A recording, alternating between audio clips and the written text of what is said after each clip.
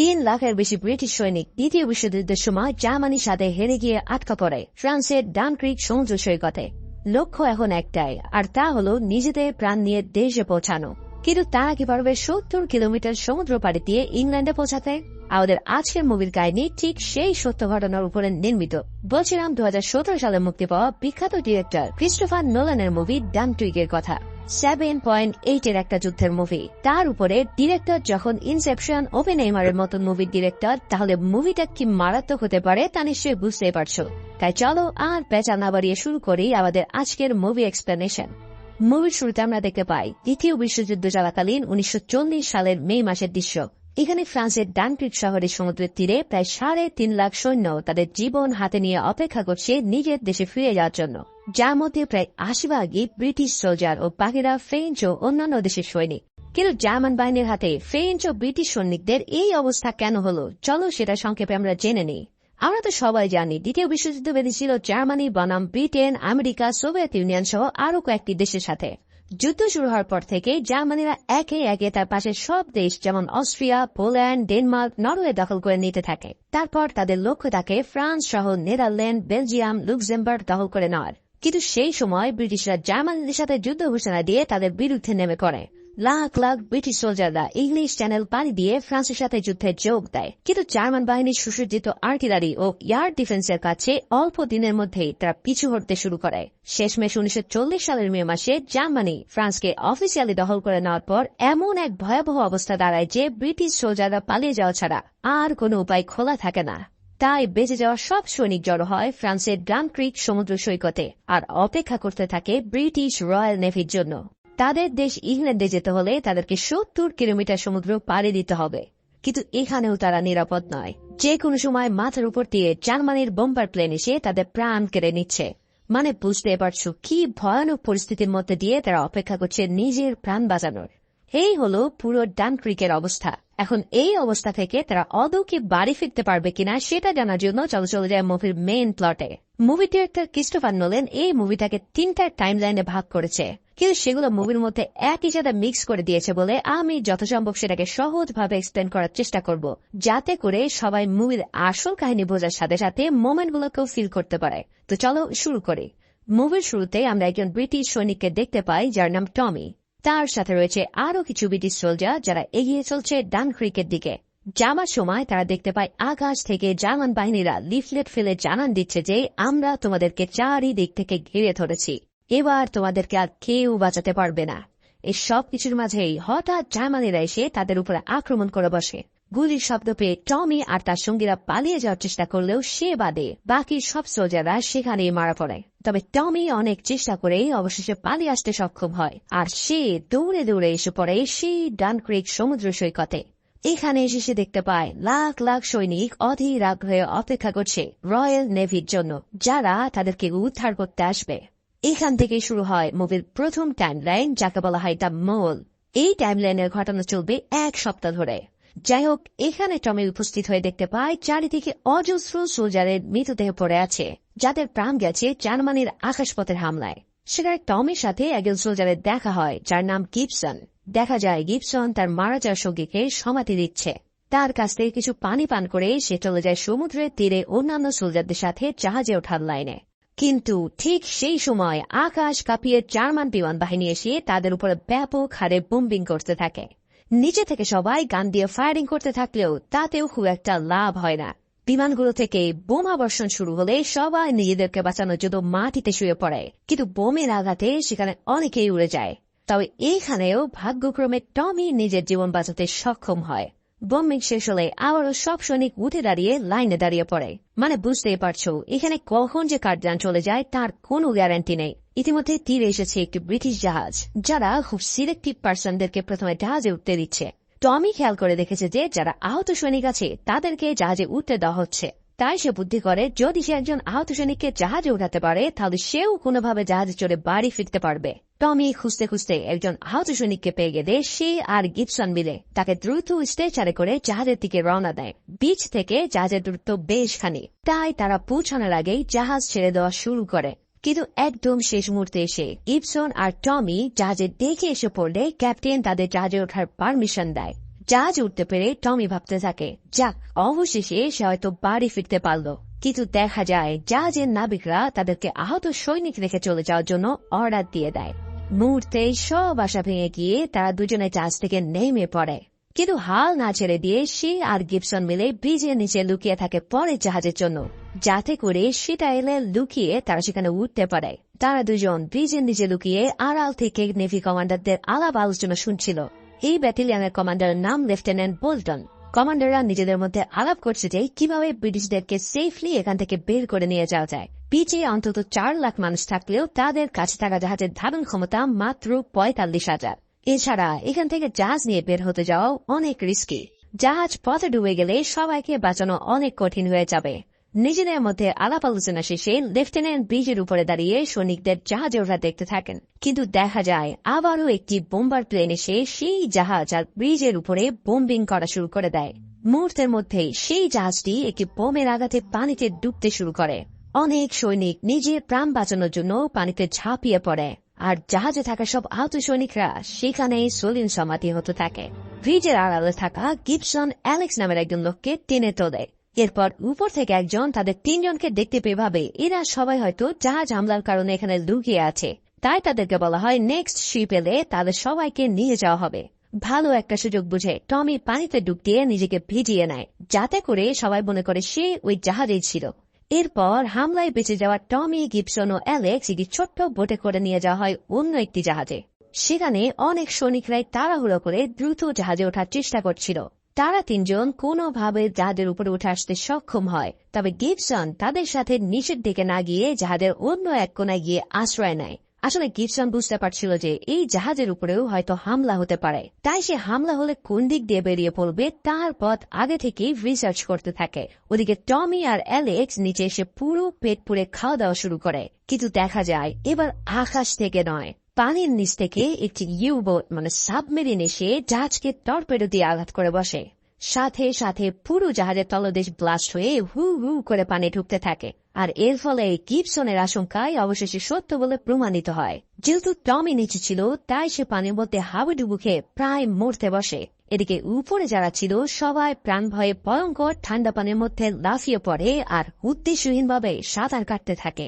Gibson খেয়াল করে এই জাহাজের নিচের দিকে যাওয়ার যে গেটটি ছিল সেটা বাইরে থেকে লক করা, তাই জাহাজ ডুবে যাওয়ার একদম শেষ মুহূর্তে সেই দরজা খুলে দিলে টমি, অ্যালেক্স সহ অনেকে সেই ট্র্যাপ থেকে বের হয়ে আবারও নিজেদের প্রাণ বাঁচাতে সক্ষম হয়। তাদের কাছে লাইফ জ্যাকেট থাকায় তারা সমুদ্রের সাঁতরে পার হচ্ছিল। অনেক সোলজাররা জাহাজের লাইফ বোটগুলোতে উঠে সমুদ্র পাড়ি দেওয়ার চেষ্টা করতে থাকে, তবে তাদের বোটে অনেক লোক উঠে পড়ার কারণে তারা আর নতুন করে কাউকে লাইফ বোটে নিচ্ছিল না। সেখানে টমি পৌঁছালে তারা প্রতিশ্রুতি দেয় যে যেভাবেই হোক তারা ফিরে এসে তাদেরকে আবারও নিয়ে যাবে। সেই সময়টা তাদেরকে কষ্ট করে পানির উপরে ভেসে থাকতে হবে। এভাবেই ঘন অন্ধকারের মধ্যে দিয়ে তাদের সমুদ্রের মধ্যে সারা রাত কেটে গেলে পরের সিনে আমরা দেখতে পারি টমি, অ্যালেক্স এবং ইপসন আবারও সেই ভয়ঙ্কর ডানক্রিক বিচে ফিরে এসেছে। সাঁতার কেটে এই সমুদ্র পাড়ি দেওয়া তাদের কোনো উপায় নেই, তাই তাদেরকে হয় এখানে মরতে হবে, না হয় পরে জাহাজের জন্য অপেক্ষা করতে হবে। কিন্তু দেখা যায় বিচির অবস্থা এত খারাপ হয়ে গেছে যে অনেক মানুষ কষ্ট সহ্য করতে না পেরে সমুদ্রে ডুব দিচ্ছে আত্মহত্যা করার জন্য। কেউ আবার সাধারণ বোট নিয়ে সমুদ্র পাড়ি দিতে চাইছে, কিন্তু এমন উত্তাল সমুদ্রের ঢেউ ভেঙে তারা আর সামনে আগাতে পারছে না বিধায় আবারও হতাশ হয়ে ফিরে আসছে। মানে বুঝতেই পারছো কি ভয়ানক পরিস্থিতি চলছে সবার মাঝে। খানিক বাদে তারা কিছু সৈনিকদেরকে দেখতে পেয়ে 3 জনেই তাদের টিমের সাথে ভিড়ে যায়। ওদিকে এই বিচের সৈন্যদলকে কমান্ড করার জন্য কমান্ডার বোল্টন ও তার অফিসাররা অবস্থান করছে। কমান্ডার বোল্টন তাদের ডিস্ট্রয়ার জাহাজগুলোর জন্য অপেক্ষা করছেন, তবে সে জানায় এমন অবস্থাতে বড় জাহাজ এখানে পাঠানোর রিস্কি হবে বিধায় কেবল ছোট জাহাজ এখানে আসবে, তাও আবার একসাথে মাত্র একটা করে। তাই এখানে 4 লাখ সৈন্যের মধ্যে হয়তো 30 থেকে 40,000 সৈন্যকে তারা বাঁচাতে পারবে। এই কথা শুনে সেকেন্ড অফিসার একদম হতভম্ব হয়ে পড়ে। তার মানে কি বাকি 3 লাখ সৈনিক প্রাণ হারাবে এই ভিনদেশী সমুদ্র তীরে? কিন্তু কমান্ডারের এখানে কিচ্ছু করার নেই, কারণ যুদ্ধ এখানেই শেষ নয়। এত সৈন্য বাঁচাতে গিয়ে যদি ব্রিটিশরা তাদের সব যুদ্ধ জাহাজ হারায় তাহলে জার্মানিরা এই সুযোগে অনায়াসে ব্রিটেন দখল করে নেবে। তাই নিউক্লিয়ার বাস্তবতা মেনেই তাদেরকে সামনে আগাতে হবে। মানে কি এক কঠিন পরিস্থিতি, জাস্ট ইমাজিন করো। দেশের স্বার্থের কাছে 3 লাখ সৈনিকের জীবন যেন কিছুই না। এদিকে টমি আর তার বন্ধুদের মিলে দেখা যায় তারা বিচে পড়ে থাকা একটি বোটের দিকে আগাচ্ছে। তবে সেই বোটটি ভাটার কারণে বিচের বালুর মধ্যেই আটকা পড়ে আছে। তাই তাদের প্ল্যান হলো সমুদ্রে যখন জোয়ার আসবে তখন এই বোট নিয়ে তারা সমুদ্র পাড়ি দেবে। অনেকজন সৈন্য সেই বোটের মধ্যে গিয়ে আশ্রয় নেয় আর অপেক্ষা করতে থাকে জোয়ারের জন্য। তবে কিছুক্ষণ পর বোটের উপর থেকে কারো পায়ের আওয়াজটা শুনতে পেলে সৈনিকরা ভাবে জার্মানিরা মনে হয় এখানে এসে ফেলেছে। তাই তারা সেই লোকটিকে ধরে ফেলতে দেখতে পায় এই লোকটা হলো এই বোটেরই ক্যাপ্টেন। সে তাদেরকে বোট চালিয়ে সমুদ্র পার করে দেওয়ার প্রতিশ্রুতি দেয়, কিন্তু হুট করে দেখা যায় মুহু গুলি এসে তাদের বোটের তলদেশ এফুর ওফুর করে দিচ্ছে। আসলে জার্মানিরা টের পেয়ে গিয়েছিল যে এখানে সোলজাররা লুকিয়ে আছে, তাই তারা তাদের উপরে এই হামলা চালায়। ইতিমধ্যে জোয়ারের পানি উঠে আসার কারণে সেই ফুটো দিয়ে পানি ঢোকা শুরু হয়ে যায়। এছাড়াও জোয়ার বেশি হওয়ার সাথে সাথে বোট ও সাগরের দিকে আগাতে থাকে, কিন্তু সবাই মিলে অনেক চেষ্টা করেও তারা এই পানি আটকাতে ব্যর্থ হলে পুরো বোট তলিয়ে যেতে থাকে ডানক্রিকের সমুদ্রে। এরপর টমি, গিবসন আর অ্যালেক্সের ভাগ্যে কি ঘটল সেটা জানার আগে চলে যায় মুভির সেকেন্ড টাইম লাইন দ্য বোটে। এতক্ষণ আমরা দেখছিলাম ফ্রান্সের ডানক্রিক সমুদ্র সৈকতে ব্রিটিশ সোলজারদের বেঁচে থাকার গল্প। এবার তোমাদেরকে নিয়ে যাব সমুদ্রের ওপারে মানে ইনল্যান্ডে। এমন করুণ অবস্থায় ব্রিটিশরা আসলে কি করছিল তাদের এত সুন্দর বাজানোর জন্য সেই গল্প এখানে জানতে পারবে। এত সৈনিকরা ফ্রান্সে আটকা পড়েছে শুনে তৎকালীন ব্রিটেনের প্রাইম মিনিস্টার উইনস্টন চার্চিল দেশের রয়্যাল নেভির পাশাপাশি সকল সাধারণ মানুষকে আহ্বান জানায় তাদেরকে উদ্ধার করার জন্য। বিশেষ করে যারা সমুদ্র তীরে আছে আর যাদের পার্সোনাল বোট রয়েছে তাদেরকে অনুরোধ করা হয় তাদের সব প্রাইভেট বোটগুলোকে নেভির হাতে হস্তান্তর করে দেওয়ার জন্য। যেহেতু ডানক্রিকের সমুদ্র বন্দরে বড় জাহাজ ভিড়তে পারবে না, তাই যদি এসব ছোট ছোট বোটগুলোকে সেখানে নিয়ে যাওয়া হয় তাহলে অনায়াসেই সেগুলো সৈনিকদের পার করে নিয়ে আসতে পারবে। কিন্তু এমন পরিস্থিতিতে জীবন হাতে নিয়ে কয়জনই যাবে তাদের দেশের সোলজারকে বাঁচাতে? কিন্তু ঠিকই অনেক বোটের মালিক রাজি হয়ে যায় নিজেদের জীবন বাজি রেখে ইংলিশ চ্যানেল পাড়ি দিয়ে তাদের সন্তান বা ভাইকে বাঁচানোর জন্য। এমনই একজন বোটম্যান হলো মিস্টার ডাউসন। সে তার ছেলে পিটার ও জর্জ নামে পিটারের বন্ধুকে নিয়ে পাড়ি জমায় ডানক্রিকের উদ্দেশ্যে। ডাউসন জর্জকে নিতে না চাইলেও জর্জ জানায় সে দেশের জন্য নিজের জীবন বিলিয়ে দিতে একদম প্রস্তুত। তাই তার এমন সাহসিকতা দেখে মিস্টার ডাউসন তার মনিস্টন নামের বোটটা নিয়ে রওনা দিয়ে দেয়। এই বোটটি বেশ শক্তপোক্ত আর মোটর ইঞ্জিনে চালিত, তাই দ্রুত তারা সামনের দিকে আগাতে থাকে। তারা দূর থেকে ঘন কালো ধোঁয়া উঠতে দেখে বুঝতে পারে যে ওটাই হলো ডানক্রিকের বিচ, যেখানে আটকে আছে 3 লাখ সোলজার। যাওয়ার সময় তারা দেখতে পায় একটি জাহাজ অনেক সোলজারকে রেস্কিউ করে ইতিমধ্যে দেশের সীমানায় প্রবেশ করেছে। তারা ডানক্রিকের দিকে যাচ্ছে দেখে সবাই তাদেরকে একই সাথে আনন্দ ও ভয় নিয়ে তাকিয়ে থাকে। এভাবেই অনেক দূর যাওয়ার পর হঠাৎ ডাউসন দেখতে পায় দূরে একজন মানুষ একটি ডুবন্ত জাহাজের উপরে বসে আছে। তার কাছে গিয়ে ডাউসন বুঝতে পারে সে একজন ব্রিটিশ সোলজার, যে হয়তো কোনো বিপদে পড়ে তার বোটটি হারিয়ে ফেলেছে। তাই দ্রুত রশি ফেলে তাকে তারা বোটে উঠিয়ে নেয়। তীব্র শীতে আর আতঙ্কিত হয়ে লোকটা প্রায় মরতে বসেছিল।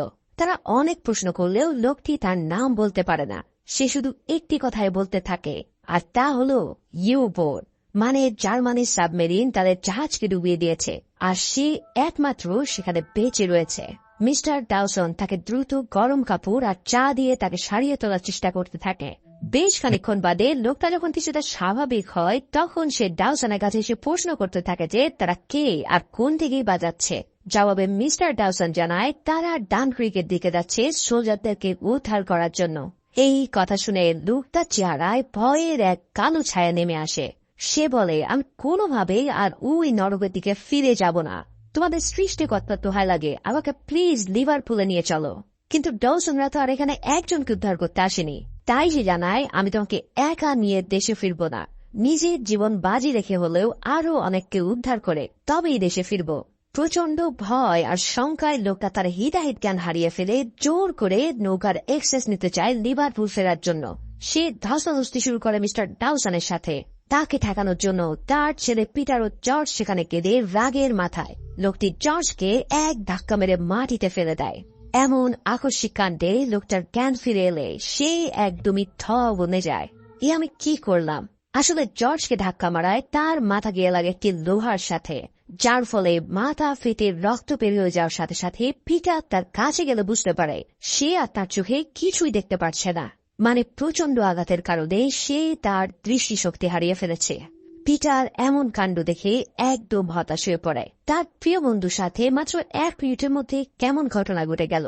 তবুও সে জর্জকে অভয় দিতে থাকে যে তোর কিচ্ছু হবে না, তুই দ্রুতই সুস্থ হয়ে যাবি। তবে ওই লোকটা কিন্তু জানতো না যে তার আঘাত খেয়ে জর্জের এমন এক বাজে অবস্থা হয়ে গেছে। পিটার তার বাবার কাছে যে সব জানালে তার বাবা ওই লোকটাকে এই সব কিছু বলতে মানা করে দেয়, কারণ ইতিমধ্যে সে ভয়ে, দুঃখে ও হীনমন্যতায় একদম ভেঙে পড়েছে। এখন যদি তাকে আবার এটা বলা হয় তাহলে হয়তো সে আর সহ্য করতে পারবে না। লোকটা পিটারের কাছে এসে প্রশ্ন করতে থাকে সেটাতে কিছু হয়নি তো, সে কেমন আছে। জবাবে পিটার জানায়, চিন্তা করো না, সে সুস্থ হয়ে যাবে। এভাবেই মিস্টার ডওসনরা অনেক ত্যাগ তিতিক্ষা করে আগাতে থাকে ডানকির্কের তীরের দিকে। ভিডিওটি এখনো দেখছো মানে নিশ্চয়ই তোমাদের ভালো লাগছে। আর যদি ভালো লেগেই থাকে তাহলে কি লাইক ও সাবস্ক্রাইব করে না থাকলে সাবস্ক্রাইবটা করে দিও। এবার আসি আমাদের মুভি টাইমলাইন 3-তে, যেটার নাম দেওয়া হয়েছে দ্য এয়ার।